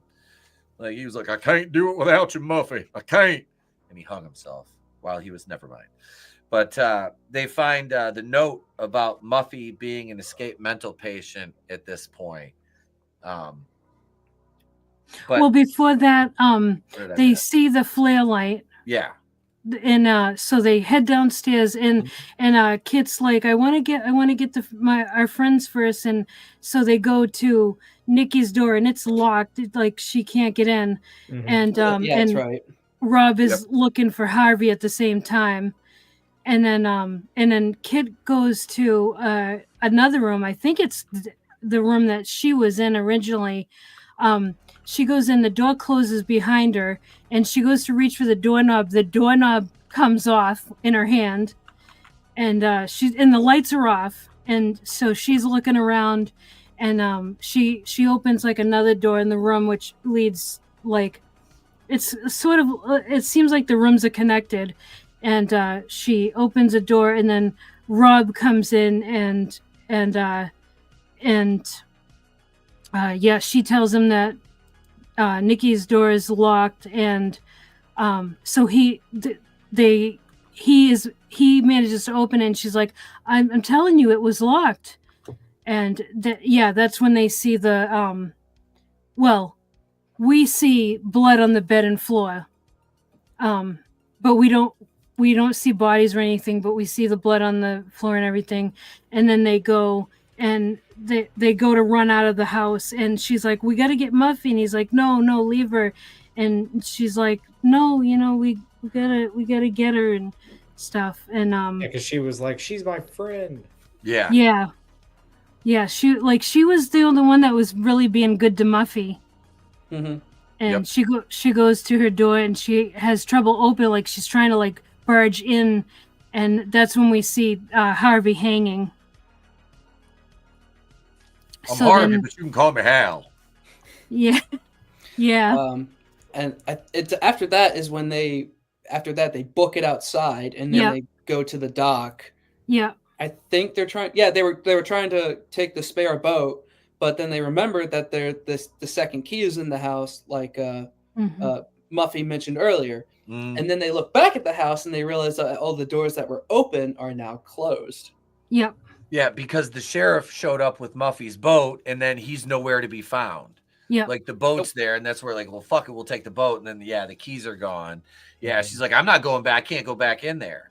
Because they were supposed to be in the kitchen, like in the cabinet or something. Mm-hmm. Yeah, and then at some point, that's when they realize about the paper, or about her twin sister, Buffy. Yeah, yeah. The people on the boat. Yeah, and then because they go down to the basement, they follow that blood trail, and they end up in like the basement where Muffy was at the beginning of the movie, and they see the growth chart on the wall, Muffy and Buffy, and then they find the painting, and she points it out to Rob. There's the fucking painting. You see the eyes behind it, but they're still. And Rob's got, I don't know, he has some kind of gimmick in his hand, and it reminded me of Paul and Ginny in Friday the 13th part, where he's got the fucking pitchfork, and she opens the door, and the Muffin, the little dog, comes running in. So Amy Steele's in two horror movies with little dogs. And this is also where we find out that her sister, like they're twins, Muffy and Buffy. Yep. And Buffy has been housed in a mental facility for the last few years. But Muffy. It doesn't say. Yeah, it actually, the letter doesn't say Buffy. It just says Miss St. John. Yep. But we know it's because Kid's like, well, no, she hasn't. She's been at our school all this time. And then when they go in the basement, we see Muffy and Buffy's growth charts, and then the picture that she finds on the desk in the office makes sense because they were twins in the picture. And I thought when we first saw it, they were boys. I They were did. twins. Yeah. Yeah. I'm like, But oh no, shit, is this sleepaway camp? But it turns out that it's Muffy and Buffy in the picture. Yep. Mhm. Yeah. So now all we know is that that Buffy is an escaped mental asylum patient, and they find Muffy's clothes in the wood stove down the basement. Yeah, that's right. They're burning. Yeah. Yeah. And then and we see like we kind of see Buffy, she shuts the basement door that they had crawled in, and now there's no way out for them anymore. So they go upstairs, and then this is where like a lot of things start happening all at once in the movie. Yep, they that's when they it's when they finally get to the kitchen because they're frantically looking for a set of keys. Yep. Mhm. And they split up again. Well, Yep. and then Buffy's outside the door. Or outside the window. Outside the window, and somehow she Oh! sticks a machete or something like straight. That knife through the Yeah. door. Yes. open I'm it. like, that's not how that works. Yeah. That Yeah, was Ah. that scene where you have Kit in the kitchen and Buffy or Muffy outside the door, and she's like banging on the door to get in, and she's looking in because there's a window on the door. That was creepy. Like, that was well done. Yeah. Yeah. I really liked that. I like how they did that. And then Rob, like, I guess he goes to like it's like a pantry or something to find Yeah. like, a weapon or something, because at that point Buffy got in. Mm-hmm. The fucking door closes and he can't get out. He's locked in Kid! there. Can't open the door. Yeah. Oh my god, Kid! Yeah. So Kit is face to face with Yeah. the killer at this point. Buffy. So now it's like a chase. Yeah. Little cat and mouth, if you will. Mhm. Yeah. Yeah, and she looks okay. So this was really good acting because she's got that huge knife, and she's like slowly kind of stalking Kit. You know, like it's just really well done because she's not moving fast toward her, like lunging. She's just like there, like you. I can't really describe It's it. like mentally, she's like, if she is a mental patient, Yeah. like she's like, there's nothing behind those eyes when she's like walking towards her very slowly. Yes. And no matter what Kit says, like she's just not listening. She's just like, you're gonna die. Yeah. Yeah. Yeah. It's so well acted. Like, big props to this girl. The entire time, Yeah. the Rob is yelling, "I love you, Kit! Yeah. I love you!" Oh my It's god. just screaming bloody murder, and just, And the way that Buffy jumps up on the table. fucking WWE that shit. Ooh. Yep. Yeah. Like, I was like, no shit. It was just awesome. I know. I wish my knees would let me jump like that still. Jesus, dude. Snap, crackle, and pop. Oh, Yeah. yeah. And then like those doors that open between the double doors. living room and dining room, those Yeah. are closed. And so Buffy is right up like toward Kit against the doors. Kit manages to kind of reach through, get through the door, and then we see everyone sitting in the living room, and they're not. It's like they're It's like almost like a different scene. You're like, wait, what? Wait, why the fuck are they so calm? It's like a silent film because you don't hear anything. No, very weird. I thought she was dreaming or like. Yep. Yeah, something. Yeah, it was very weird. Yeah, I thought it was like a hallucination or something at first. Yeah. Yeah. Oh, so just before like the big, like, climax as well happens, like where you find out everything. The guy is in the closet or in the pantry with Rob. Yeah. Fucking Rob is screaming bloody murder. Ah, get it! Yeah, and he's yeah, just staring at him with like half of his face all fucked up. Mm-hmm. yeah. They have like a zombie scene on him. Yeah. Rob is absolutely losing his shit in that pantry closet thing, and it's so good because the dude, I don't know who it was, but I forget his name. yeah, the gouged eye dude. Oh, He Buck. That's Buck. Buck. Yeah. Buck. Okay, so yeah, so Rob is like, I love you, and then the dude goes, I love you too, babe, and then like Yeah. Rob looks at him, screams at him, and punches him in the face. Yep. And then the dude grabs him by the neck, and it looks like a zombie scene at this point. And but he ends up kissing him, and Rob is still freaking out, screaming. Yeah. Because at this point he still hasn't revealed like the big thing. He kisses him. Ah! Yeah. What is happening? He was having like a moment. Hilarious. He's like, Yeah. He almost gave himself a heart attack at this point. Yeah, pretty much. And so he takes the like the eye gouge, the prosthetic off, and puts it on Rob. Fucking slaps it right on his chops. And That he was goes fantastic. even harder with the screaming. Yeah, he starts freaking out more. Yep, he runs out screaming, and then he finds everyone in that room. Yeah, 'cause he's like booking it in Yeah. there. Yes. Like, Kid, I don't know what to tell you at this point. Kid, we gotta get the fuck out of here. And then I think finally at this point is when fucking Muffy like does like the thing with the knife. Yes. Somehow, like it's fake. I was like, And then everyone starts laughing. yeah, I was like, at that point, I was like, are you fucking kidding me? Yep, and they're like, ah, and then like, get it? Like April we all had a Fools. role in this. Yep. Like it was Buck was the makeup artist, right? Buck was the makeup artist. Yeah. And the captain of the boat was like the normal ferry driver. The sheriff was her uncle who owned like this big ass company.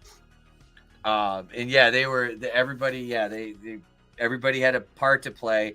And Muffy reveals that she planned the whole thing because she's going to turn the house into like a whodunit bed and breakfast. Mm-hmm. And she wanted to beta test on everybody without their knowledge. She's like, the guests are going to know what they're getting into, but I had to see if it was viable, basically. Yeah, to make money for the business. Yeah, well, if that was like a real thing and they put it to that extremity, like I want to go. Right? I know. That's fucking awesome. I'm like, I'm down with that shit. That was super impressive. Yeah. That was still at this point, fucking Rob and Amy are just like, what the fuck? Yeah. Yeah. I just happen to know this makeup artist who makes really good, severed heads. Yeah, and he explained, he's like, yeah, these were just extra props we had laying around. We just dressed them up to look like, you guys. And then he's like, here you go, big boy. Tosses Biff his fucking head. Like, which was really funny. And I said at this point, they get to all the fuckery. They get fucking wasted and party. And, fucking break out the bottles of champagne. One for everyone. Wheels out a fucking a cart full of fucking probably Dom, and they're just drinking out of the bottles and spraying it everywhere, dumping it on Muffy, dumping on Muffy, fucking feeding it to the head. Oh, the guy fucking has like his own severed head, and he's like, oh no, it's getting lower. Oh no. Yeah. No, I don't think it was his own head. It was. I think it was. No, it was somebody else's head. Well, either way, it was a dude's head on a dude's crotch. Oh no, it's getting lower. No, it was one of the chicks' heads. No, it wasn't. It was.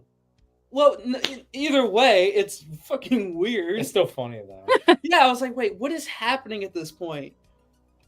So clearly, so no one's dead. Like everyone's just getting fucking shit faced, and even Amy somehow is like, oh, I'm on board with all this, and she gets fucking trashed. Yep. Everyone gets trashed. Yep. And then after that, we cut to it's Muffy. Yeah. Yeah, going upstairs, still finishing her bottle. Still. Yeah.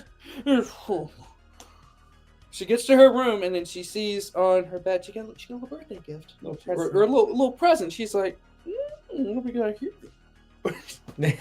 So she opens it, and like a child, like she looks at it, and she's like, opens it and she sees that it's the Jack in Jack in the Box, Box. yeah. Yeah. So she's like she has like that drunk moment going on. And did you see the bottle fell over? She went to the bottle. So then she's like looking at it, and this is the part where it's like, this is like drunk that I've seen. It's like she starts and she's almost at the end. She puts it down. Nope, I'm not doing it. Nope. And she grabs it again. And then she yeah, and the most fucking random thing happens is how the movie fucking ends at this point. Because I think as when the thing pops open, is fucking grabbed by the back of the hair and then slit throat, and I was like, oh shit, like, okay, so I guess it's gonna be like the beginning of like the actual murders or something. I don't even remember who slit her throat at this point. No, it's just I like, don't think we know who the is woman. It was Nancy. Oh, it was? Because when they were partying, Nancy was still kind of acting all somber and shit.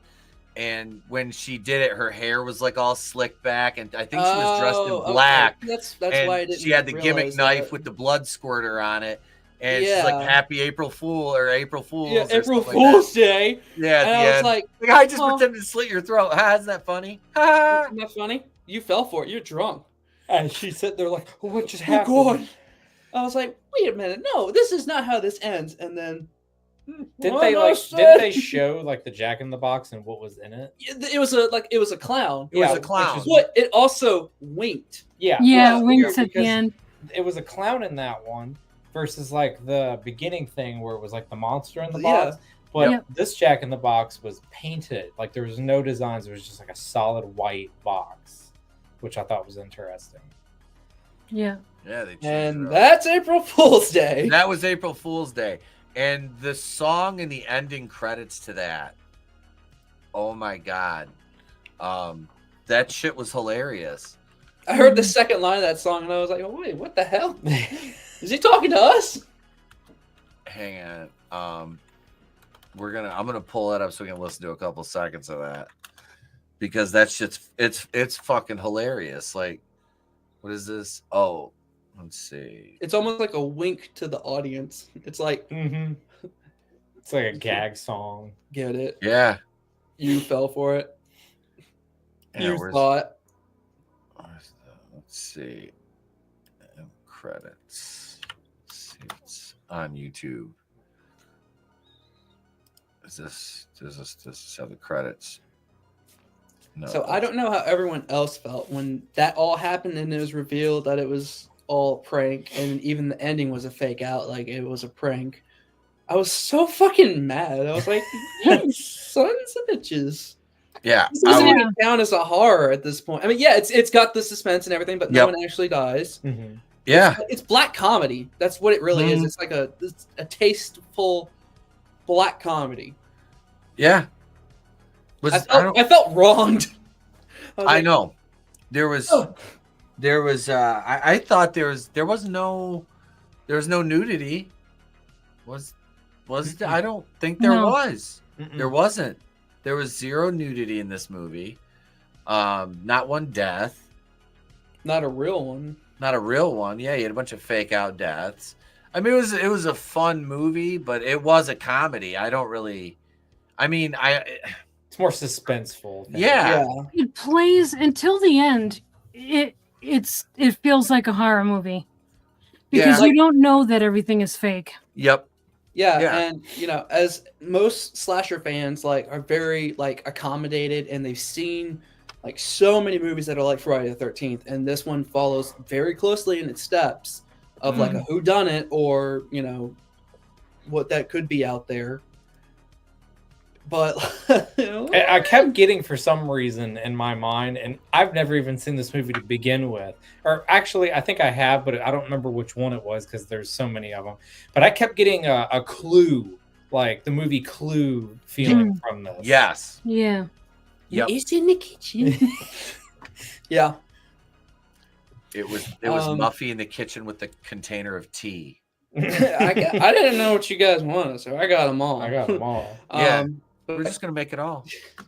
All right, crazy. So I guess that's just like the Friday the 13th side of me that's dissatisfied that it wasn't real, because I guess it's what I'm accustomed to. It was very, I thought, like, very, it kept my whole attention the entire time, but like as soon as it was revealed that it was all a joke, I was like, no. You're just like, oh, come on.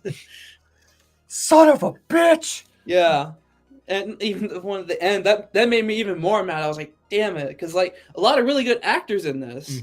Like, not the greatest characters, but, like, you still knew something about, like, pretty much every character, even though a lot of them got, like, fuzzed together. I'm like, Chaz and whoever the fuck else. Yeah. But I'll say this. After I found out that there was a 2008 remake to this fucking thing, I was like, oh shit, did we watch the wrong one? Yeah. So I watched the trailer for the 2008 remake. Yeah, we watched it and we were like, oh my God. We were like, this is terrible looking. Okay, we're going to watch the trailer because I've never... Trina, have you ever seen the trailer fuck. for it? No, I didn't know there was a remake. I didn't either. It came out the you year. asked me. It came out the year after Rob Zombie's Halloween. So Scout Taylor Compton, she's in this movie. And I was like, oh, okay. I recognize her It's name. weird because, like, the camera, how the camera quality is, it looks like how The Walking Dead is recorded, but it's like, it makes you have like a Twilight feeling with it. It looks like a porno. Yeah, it looks like, huh. But it's got like this weird Twilight feeling to it. Like the filter on like the lens with the way they shoot it, or just it looks like it was ahead of its time for like the frames for it. Like it's just weirdly framed, kind of like how The Walking Dead is weirdly framed. How it's a show, but it's not. It has like this. Just it looks like it was recorded on like, I guess like a phone, pretty much. Yeah. Okay. So and also this is supposed to be like a direct like remake to this film that we reviewed tonight, but I don't know if the trailer is going to show it off. I think it will, but this is another whodunit because someone actually did something. Yeah, this is more like the. This Clue. is like Clue, and I Know What You Did Last Summer. Okay. So yeah, but yeah, go ahead. Is this wait? I'm waiting to see the Blumhouse logo. Was this before Blumhouse 2008? No, this wasn't. We are so proud to host your debutante ball, which I think you'll find will change your life forever. Cheers. April Fool's Day. What's so funny? What happened to your mouth? April Fools. A time for friends. It's so nice to see you. You look divine. When did you get the nerve and ask her out? Who's that, Milan? You? I see what you're talking about. The camera work. A time for pranks. It does look like a porno. Yeah, bro, it looks like something you find on Stars after 3 in the morning. Sweetheart. But on this night, April Fool's Day. the gag is about to turn. Oh shit! Table spot. Dead serious. Now, Miss Cartier, I found this at the door earlier this morning. 1 year later, Dear friends, the years passed since my tragic death. I was hoping one of you would accept responsibility. 6 friends must stand together. If my murderer doesn't come forward, each one of you will die throughout the course of this April Fool's Day. if they want to survive. But you think it's a joke? You're the expert, right? If the person who killed Milan doesn't come forward, then any one of us could be next. Ryan, who's to say any of us killed him? Whoever this is could be Is that drunk or Giovanni crazy. Ribisi? Sounds to me like you're the one hiding I think something. so. It's not Ryan. He's dead. Get her out of here! We need to call the cops. Someone's trying to set us up. Neither one of us killed Milan. You're lying.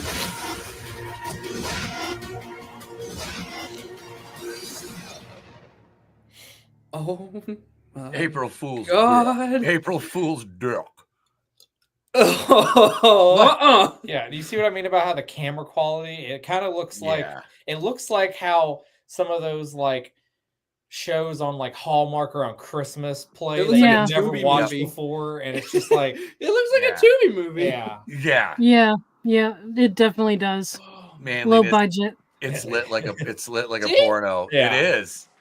It absolutely is. That's the first thing when I'm watching the establishing shots and the texture to the film and everything that you it was probably filmed. It's 2008, so it's probably filmed in 07, late 06.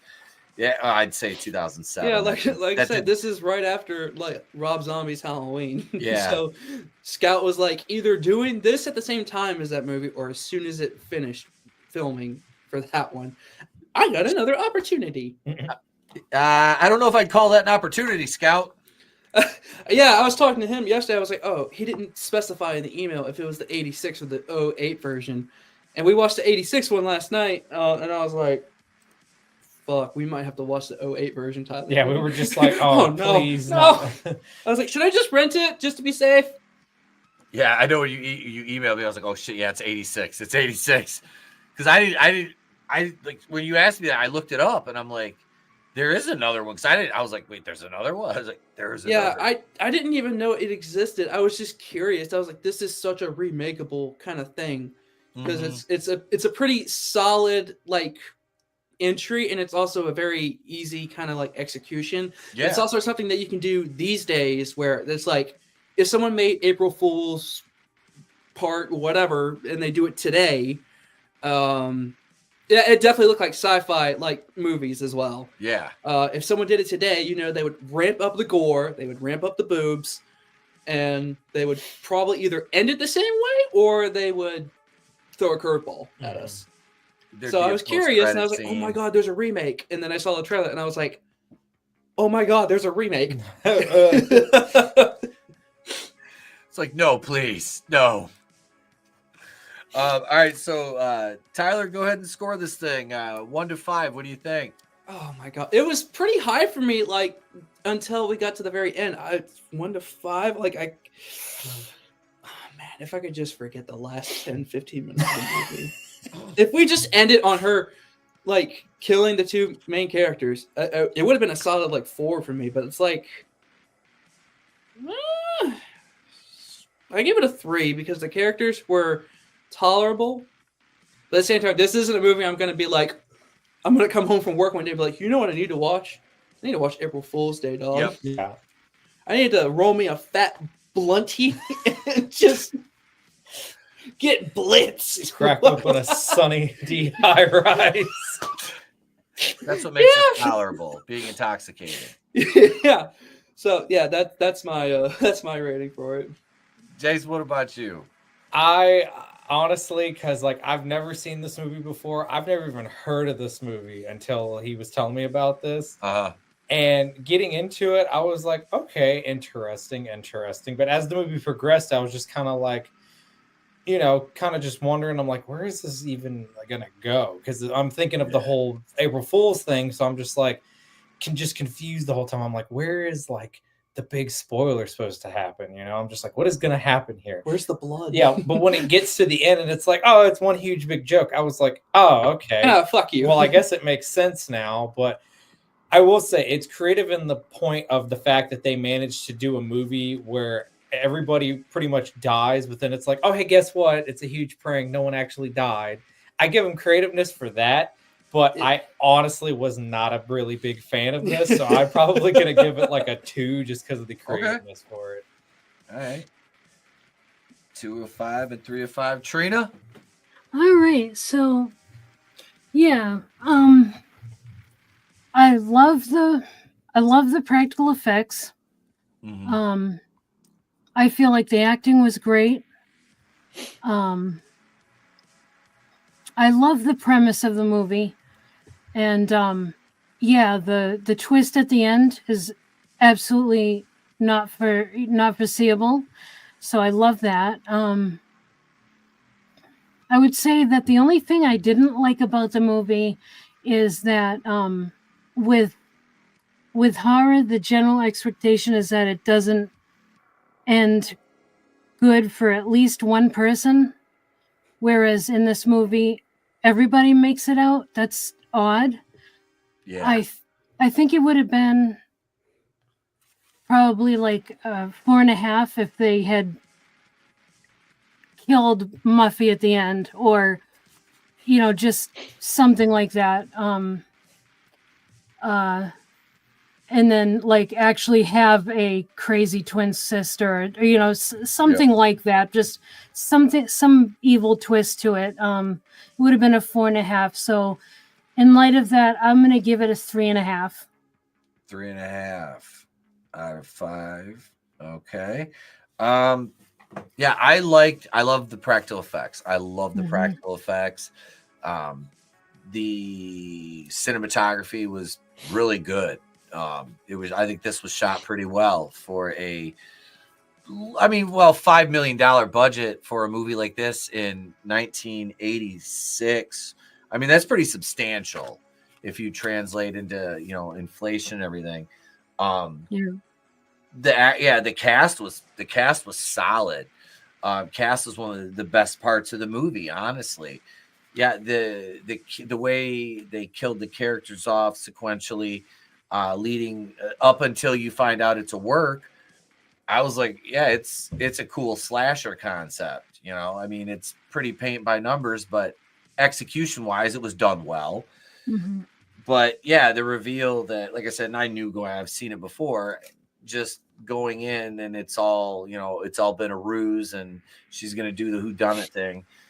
Yeah, I would have appreciated an actual death at the end of it, because it's a complete happy ending. In what is in reality, like you guys said, it's a dark comedy, so it's lacking there. I mean, I liked the movie. It was fun. It was fine. I don't have any vitriol towards it. It didn't make me angry, but yeah, like Tyler said, I'm not gonna come home from work and be like, I gotta fucking sit down, smoke one, eat my fucking my red meat, my fucking potatoes, my other vegetables, and crack open a beer and watch April Fool's Day. It's like, yeah, I probably won't watch this one again for a couple of years now. Now, next year on April Fool's Day, Trina, if it's a Tuesday, we'll be reviewing, which it won't be, but so we get out of it, we'll be reviewing the 2008 one. So. Well, I'm glad it'll be a Wednesday next year. See, we're lucky. We get out of that one. We might just do it anyway. Might make you do it. No, I'm going to give this one a. God, I'm going to go with it. I'm going to go with a 2.5. I'll go with a 2.5. Wow. Like I said, not my highest score, but I mean that's about where it is for me. Not as much horror, more dark comedy. I appreciate it for what it is, but yeah, it's a 2.5 movie. It's nothing I'm going to go out of my way to watch again, like I said, for a while. So no, it was fun though. It was fun. Great concept, execution, everything. But like I said, just for me, it's a 2.5 movie. But that's about it. Tyler, go ahead one more time and sell yourself to the audience, buddy. Okay, I'm not going to be proud of it. Okay, so it's definitely been a while since I posted anything on my channel, but I finally have more stuff underway. As mentioned before, you can find my channel in the link in the description. I post things about mainly horror and cosplay, and like it's still on the edge of becoming metal and horror, but you'll find a lot of Freddy and Jason stuff on my channel, and yeah, I'm getting really huge into the making of costumes and then doing a video on it. I'm actually working on one right now. We have the 2003 remake of Leatherface that I've started on and just have yet to finish. So, yeah. Awesome. Thank you guys for being here, man. Appreciate it. Of course. The two Tylers. Oh, man, we appreciate it. It's great to have you guys back. As always, you're always welcome, man. Both of y'all, man. It's always fun. Trina, what's going on?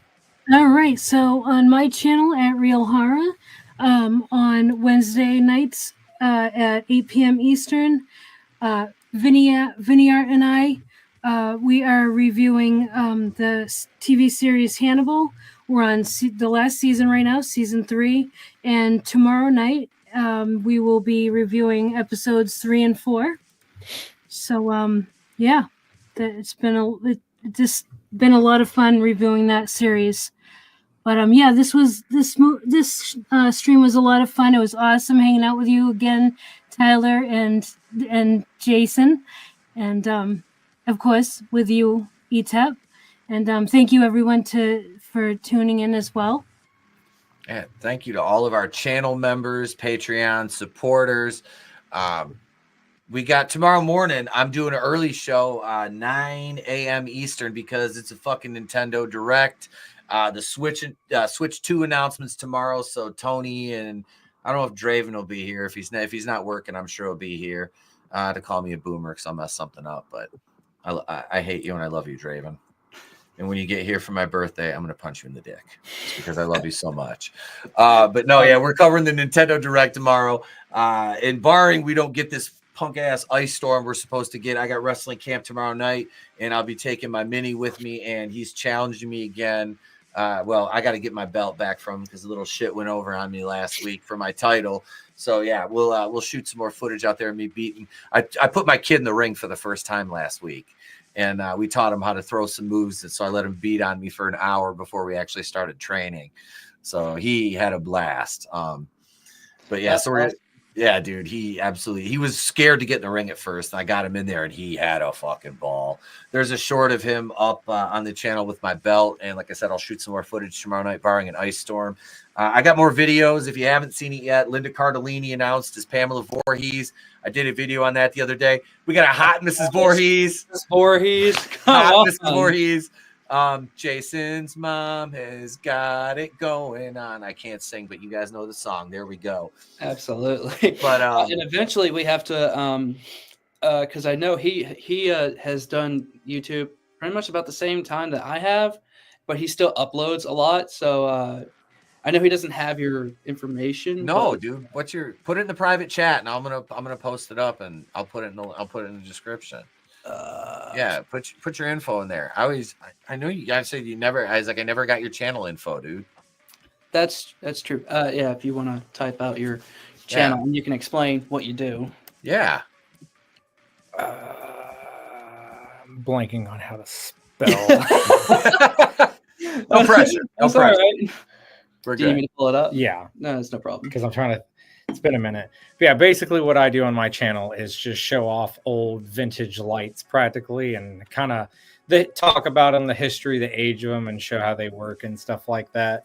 And so I'm trying to do more stuff in it to where it's going to be more than just that, but it's kind of mostly just based off the old stuff. But eventually I'll start kind of branching and doing other things as well. But I just have so much of it. I'm like, I want to get it kind of going through. Yeah. Yeah, I've been in his workspace. I'm like, okay, so which one are you gonna do next? And he's like, oh, man, fuck if I know. I got so many. Yeah, I know, right? I told him, I said you should do a video of your whole light bulb collection. Yeah. You got 10 hours? You got 10 hours. So you see my my mom before she passed, she would do she'd do some light fixtures like the my in-laws have a bunch of like train station lights they've restored and put in their garage. I'll try to remember to shoot some pictures next time I'm down at their house. I'll show them. They're actually really fucking cool. I've always wanted to get stuff like some older stuff like that, or just even an old stoplight to rewire and put the controls in it to make it do the sequences, but they're kind of pricey, unfortunately, and it's hard to find the old ones. But yeah, I do all sorts of stuff because I do the lighting, I do lamps, light fixtures, collect old radios, TVs, all sorts of stuff. Do you know how much money this dude has saved me in lighting, and so much that he has fixed around my house? Oh yeah, he just does it. That's the perks of being an electrician. Yeah, I'm right behind you. Yeah, but I'm just like, dude, like the light switch is like not working correctly. He's like, oh, dude, give me like 10 minutes. Oh, I got or it. if he's I'm trying to find something for his collection and stuff, Yeah. I'll be able to find him like just knickknacks to add into it. Like you were the one who gave me that TV. The TV, the phone, Yeah. other stuff. When was that year? That TV? That's TVs from maybe the late 70s, early 80s. There we go. There's your channel right there. And I just subscribed. So there's 260. There you go. 260 now. There you go. Got you to an even number. There you go. So subscribe to Got Tech you. Tyler and Mr. Tyler Wooten. Subscribe to our guests, folks. Thank you so much for joining us. We appreciate you. Trina, again, thank you for the past year worth of episodes. It has been a fucking blast. And here's to another. And I'll drink my water to that. Yeah, absolutely. It's been awesome. Thank you. I finished my coffee earlier, so I know. I finished mine earlier. I was like, the coffee maker's right behind me. I'm like, shit, I kind of want another one. But guys, we're on Twitch now. You can follow us over there at twitch.tv. I'm just going to post the link in there because I have to change the name because it's still listed under the place to be reviews, which is, we changed the name of the channel a year ago yesterday, but there's us on Twitch over there right now, which I just started yesterday. So, but yeah, thank you everybody for joining us. We appreciate you. Join us tomorrow morning, 9 a.m. Eastern, 6 a.m. Pacific for the Nintendo Direct for the Switch 2 release. Until then, I'm Pete from Wrestling with Horror. For our panel, for my co-host, that's Mrs. Co-host to you. We don't see you. Have a great day at Pleasant Bar. We'll catch you on the next one. And remember, it's always better to burn out than fade away.